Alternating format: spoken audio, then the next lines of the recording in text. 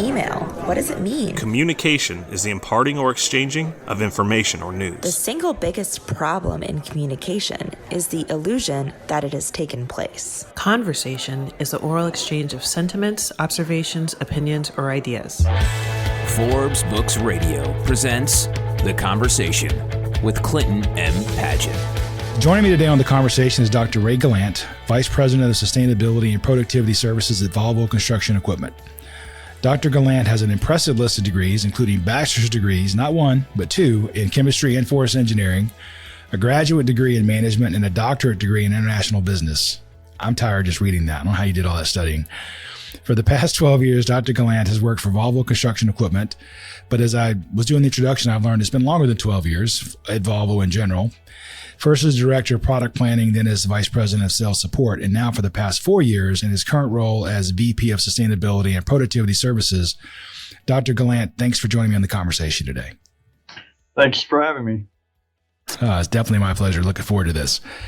So I like to think of the people that come on the show really as superheroes, and everybody knows a superhero has an origin story, right? What got him to be a superhero. So I'm just curious, tell us a little bit about your background. What brought you to this place you're at today working for Volvo Construction Equipment? So it's kind of a long story. I grew up in a small town in eastern Canada, in New Brunswick, actually. And there were basically two industries in the town. You either worked in forestry like my family did, like my father did, or you worked in agriculture. That was basically it when you were in that town. So my interest was formed around those two industries, and working around equipment in either one was always something I gravitated to, which kind of pushed me towards the sciences and engineering as a career. So when I went to university, as you mentioned, I pursued actually two bachelor's degrees, one in chemistry from Dalhousie University in Nova Scotia, and the second in forest engineering, which was basically a mechanical engineering degree around the forest industry. So that was kind of my early education. So I graduated, went to work for an equipment dealership in the local area, and basically worked 20 years in the industry before I decided, okay, time to go back to school. Which I think was a good choice because it gave me 20 years of real world experience to apply to the postgraduate studies, which was a little bit of a different perspective than having gone on directly from a bachelor's degree. So I enjoyed that. I enjoy studying, obviously. That's kind of been a hobby the last 10 years, and led to my final degree, which was the doctorate in international business. I'm glad you explained forest engineering. I was thinking, is that terraforming? Are they going to hire him to go to Mars and engineer some forests on the planet's surface? What's going to happen there? All right. So thanks for that. How and when did you shape yourself into being such an effective leader? You have a really long storied career. And what advice do you have for people looking maybe to make that leap from engineering or wherever they are up into managerial? Well, I think if you ask me how and when did I shape myself into an effective leader, I'm still shaping. That's a good answer. Answer to that. It's the best answer. It's never a point that you get to. It's a continuous journey to keep getting better and better and learning. Both because, I change as an individual. I learn. I hopefully progress, improve my skills. But also the people that are coming into the workforce are very different than the workforce from 20, 30, 40 years ago.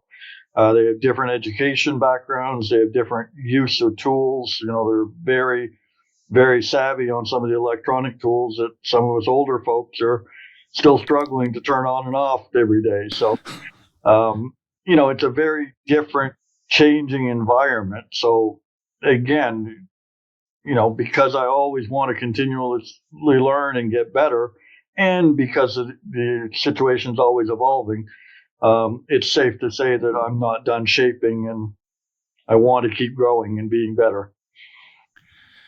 Well, I keep waiting for my 16-year-old son to take over the IT role at my house, and right now that hasn't happened. I'm still the IT person even for him. I'm like, wait a minute, I'm the old guy, you're the young guy. You're supposed to be showing me how it's done, not the other way around.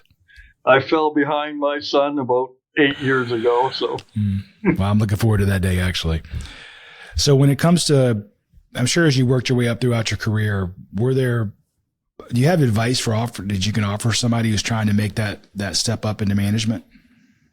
Yeah, I think as I mentioned, the situation's always changing. I like the work by Seth Matheson that highlights the difference between the generations. And what he basically pointed out is that the older generations, who are now mainly in managerial and leadership positions, grew up in basically a hierarchical social organization. So whether it was the family, the workplace, government, whatever, it was very hierarchical.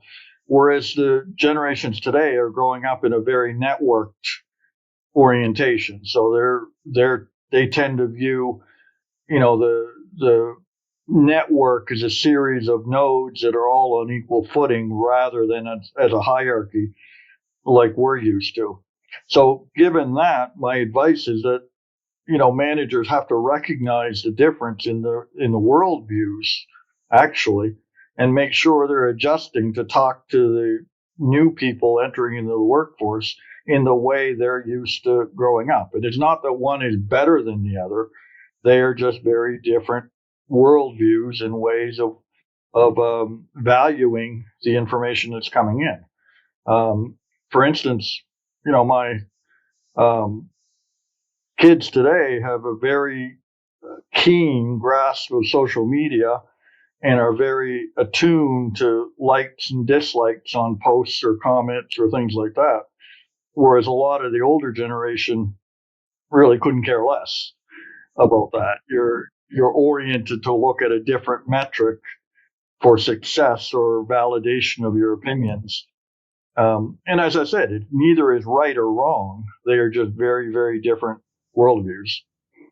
Yeah, I experienced that on a personal level when my son will text me from a different room and then 5 minutes later come find me. Why didn't you answer my text? I'm like, I don't know. My cell phone's over there somewhere. Got it turned off. I don't know. So, he can't walk 2 feet without his cell phone, and I can lose mine all the time. But yet try calling them and they won't pick up the phone. Exactly. Like, what is this strange noise and why does it keep going on? Now, in your current role, you're really involved in bringing new ideas to life and creating a future that doesn't exist yet. Can you talk about your strategies for leading a team through things that are not done before or that are unknown? I think to me, the trick is that as a leader, you've got to bring out the child in everybody. So, the secret to being able to imagine a future and make it happen is to be free to do it, to awaken that inner child and let your imagination run free. And the benefit of dealing with a lot of technical people, engineers and the like, is that they can actually envision how to do it. So not only do you allow them to let their imagination run free, but you encourage them to think of a way to do it and to plan out how to do it. And I think that's very delicate because the first thing we have to do is, especially with engineers, is remove the fear of being wrong. When you're guessing about the future, the one thing is you're going to get it wrong. You don't know by how much or in which direction, but you will be wrong. You won't get it perfect. So it's very hard for engineers, given their training, given their background, given their personalities, to knowingly step out, knowing that they don't have the right answer. They can't possibly have the right answer. And so you've got to create an environment where they're comfortable making those leaps and putting their opinion out there without any backing, without any data to say, yeah, that makes a lot of sense, other than their gut instinct, if you will. So I think that's really the environment you've got to create to free people to be willing to do that and able to do that, and away from their regular day-to-day job where we count on them to be right 99% of the time. I can correlate that. So I do project management as my day job. And when I'm talking to especially engineers, the engineers always want to come up with the exact perfect duration for a task of 6.235 days. And it's like, listen, if I'm driving across a bridge that you engineered, I want 4 or 5 decimal places of accuracy. But if project work, you're just trying to get the ball rolling in the right direction, just keep it out of the ditch. I don't need 6.235 days. That means it matters if it finished at 2 o'clock or 3 o'clock and nobody cares, right? It just got done on Tuesday. And again, it's not a matter of being right. It's a matter of recognizing when you're going off track and then being able to correct quickly and effectively to get it back to what you think is the right direction. But it's not about the end point. It's about the journey. Exactly. 100% agree. So let's talk about long-term goals, and especially setting, mapping, and then helping to achieve them. How do you make sure that you're staying on track and measuring success against a timeline that's, for me, maybe a timeline may only be a year or 2 years, but I suspect that the ones you're talking about they could be decades long if you're thinking about a product line or something like that. So I'm just curious, how do you keep people focused and be able to track your progress? Surprisingly, it's a lot the same as a short-term goal and short-term project planning. So you still have to have milestones. You still have to have an endpoint that you're aiming for. You still have to have guidelines and boundary conditions to stay within. The difference is, like we just talked about, the future is uncertain. So you have to be humble to know that you're going to get it wrong. You have to be reactive to, be able to correct where you need to. And we need to always be on guard against trying to get too much detail in. Again, as engineers, we want to get things to 3 or 4 decimal places. And when you're looking 10 years out in the future, of course, that compounds your error. It doesn't actually make it more accurate. It makes it less accurate because you're trying to get everything and drill down levels of detail. The error compounds itself. So, the trick is to kind of step back and say, okay, what's the broad vision of what we're trying to achieve, and will this strategy get us there, not to the detail level, but to the broad definition of what we're trying to achieve. We also, I think, in my experience, we need to be on guard against the constant rewriting of plans and strategies. So we come from a world where, monthly reports are filed for financial reasons, and everybody scrambles and adjusts the figures to be the actuals and change what they have to change in the next few months. When you're doing long-term planning, you've got to avoid that. You will be off a month, you will be off a year.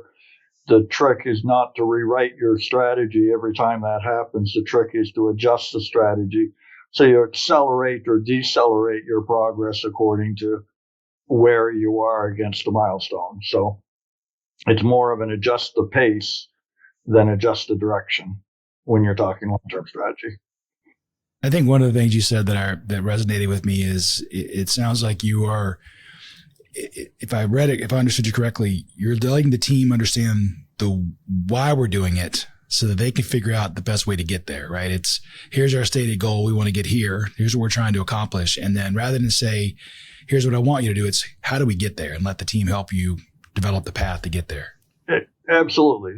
They have, that's why they're there. They have much more experience in how to get there than any single person would have. So that's where the power of the team comes into play. Couldn't agree more. I'm a huge team guy, so I think the power of the collective is always smarter and greater than the individuals. So what strategies do you recommend when working with cross-functional groups? I'm assuming that you're probably talking about geographically dispersed teams, quite large teams. Perhaps you're working in a matrix where on a team, you don't physically own the people on your team. They report to the functional managers for their job reviews and pay raises, et cetera. And therefore, based on that, they may have different priorities, right, that for them than you might have on your projects. How do you just keep that all on track and keep people working towards that common goal? I think in today's world, and certainly within Volvo, most of the organization is the latter that you said. It's, people are working on your team that have cross-functional skills, cross-functional responsibilities, but none of them report directly up through you. That's the norm now. So as a leader, what you've got to do with a team like that is recognize that you've got to set a clear vision, clear priorities, have everyone buy into it, but that there are different individual priorities and individual, I hate to say agendas, but agendas within the team. That people are there. They also have to have individual functional accomplishments as well. So, one of the things that is helpful there, in my opinion, is that we, rather than trying to figure out which is the best direction, you figure out where there is alignment in the different goals. So don't try to put one over the other or dismiss one at the expense of the other, but rather find out where there is alignment, because that you can build on. If there's alignment towards a different path and everybody achieves their individual objectives out of the project, then you're far better off than trying to strong arm everyone into your agenda or your objectives. And that's a delicate balance. It's not always possible to have conflicting agendas or conflicting priorities straightened out. And that's where a leader has to have, first of all, the respect of the people, that decision has to be made and has to be prioritized and followed. But secondly, the input from the people that it's a collective decision, that is the only way that this project will be, or the best way that this project can be successful, is to prioritize in this manner. So I don't know if that fully answered the question, but it's a delicate balance. It's not something that you can put a prescription for and say, this is how you do it. No, I couldn't agree more, because I know from a project perspective, what ends up happening is people see project management and they think it's just overhead.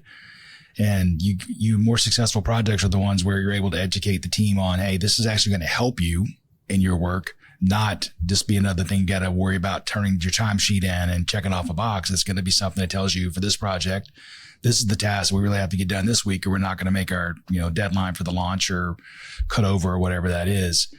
And if I extrapolate a little bit on what you were thinking, what you're talking about, then it may need, if I have a team member whose agenda is misaligned with the projects, then it's about, or your strategy, then it's about going to that person's leadership and saying, hey, how can we together work to get to that common path you were talking about, which is so important to be able to move forward where we both win, as opposed to one taking the priority over the other. Correct. That person or their manager. And the other thing, that I would add is, don't get caught in the box that it's only company priorities or company goals. Like, there can be people on the team that gain a lot personally and professionally. They learn from other people being on the team, and that may be the reward and the reason for them being on there. It may further their career just because they get exposure to another side of the business or alternate thinking. I'm a big believer in diversity, and when I say that, the main diversity that I'm looking for is diversity of thought. So I really want different opinions in there. I want to have a robust debate, but at the end of the day, we have to have a common direction. So to me, that's the most effective way to go about it. I'm wary of teams where everybody is thinking and agreeing in the exact same path, because then if the leader or pseudo leader picks the wrong path, then everybody's just blindly following. Yeah. You want that critical thinking in the room where there's some obvious. Absolutely. Now, just like you're talking about, there's a balance. You want to have that hard conversation, but in the end, you want to all be pulling in the same direction when you finally make your decision on which direction to go. Yeah. And you want everyone to understand it's not a personal thing. We have a job to do, and we have a personal relationship.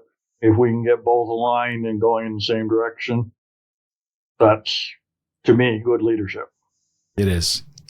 So we're kind of talking about collaboration here. Can you share an example of a challenging team collaboration situation you've encountered in the past, and how did you fix it? How'd you get through it? So I think we're still living in the most challenging situation I've ever been in, and that's COVID and its after effects. It radically changed the work the balance and the workflow of how we do things. So understanding, the new tools, how you work remotely, what is the balance between remote and face-to-face, how do we put in these back-to-work protocols that everybody's starting to put in now, because we've realized over the last couple of years that you can work remotely for a while, but sooner or later you have to have that face-to-face, eye-to-eye interaction. To get to know somebody, it's almost impossible to do it over the phone or over a computer. You have to shake their hand and see them eye to eye and get to know what they really are all about, if you're going to be an effective team leader. And again, to balance the different expectations. It's very hard for everybody, for certain people, to clearly communicate what their expectations and their desires are when it's a meeting on a remote platform. Generally, a lot of meetings will have an expectations period in the beginning where everybody says what are their expectations in the meeting. But when you really look at what's said, a lot of it's pretty scripted. I'm the type that I would rather know somebody a little bit, and then I can probably pretty well see what their expectations are, and it doesn't come as a surprise halfway through the project that, well, they were really looking for this out of the project instead of that. Yeah, I think that conversations are so important. And while you could argue we're having a conversation on a Zoom call or whatever platform you use, it's not the same as running into somebody in the hallway on the way to get coffee and then having a conversation, talking about something completely different and having a thought to come up that actually solves a problem you're having somewhere else, right? And right. Those serendipitous conversations don't really happen organically on electronic media. I mean, you have to be proactive about setting up the individual meetings one-on-one and ideating, but it's not the same. It's like your unconscious brain. Sometimes the best ideas come when you aren't even thinking about it. Absolutely. So, and the other challenging part of this is because everything is new and we're bringing back people to we're doing a back to work protocol and trying to balance remote and in office now, but the office designs of the next few years are going to be completely different, and the office workflow is going to be completely different than it is. And here I think Volvo is doing a really good job kind of recognizing that and trying to adjust to that and adapt to that.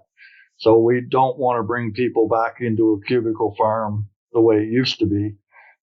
It's got to be an environment that, if we want people to come back in and collaborate, then give them an environment where that is easy to do or natural to do in that environment. And that obviously is not 4x4 cubicles that box everybody in on three sides.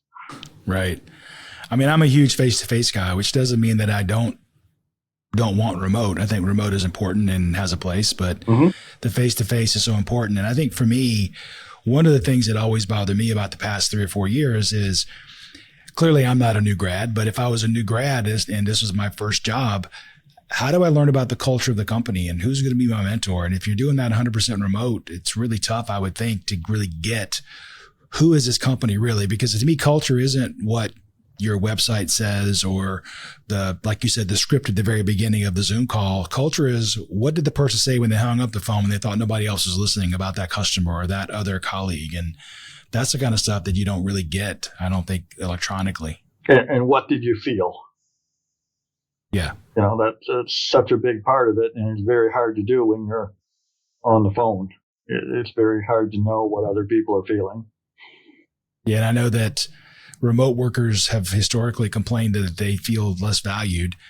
And so as you go back to the more face-to-face or, maybe not 100%, but more of that hybrid where there is some face-to-face time, it's making sure to include the people that are still remote. So I know one of the things that I've seen happen is the people in the room dominate the conversation. At the very end, they go, "Oh yeah, Bob's on the phone. Hey, Bob, you have anything to add?" And of course, Bob, you guys have thought all the ideas up. I got nothing to add now. So not only was I not there for the snacks, now my idea doesn't matter, right? So it's about maybe asking Bob first next time.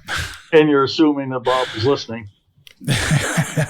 and not doing one of the other 5 projects he's been assigned to. Exactly.